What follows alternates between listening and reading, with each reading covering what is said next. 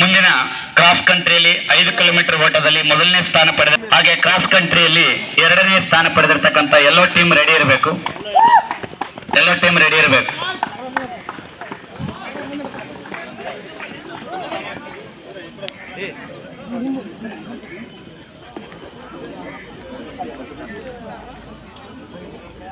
ಎಲ್ಲೋ team second ready ಇರಬೇಕು.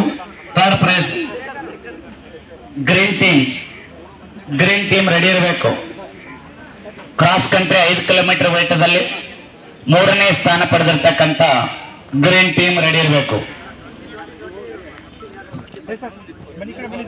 ನೀವೊಂದಿಬ್ರು ಕಡೆ ಬೇರೆ ಕಡೆ ಬೇರೆ.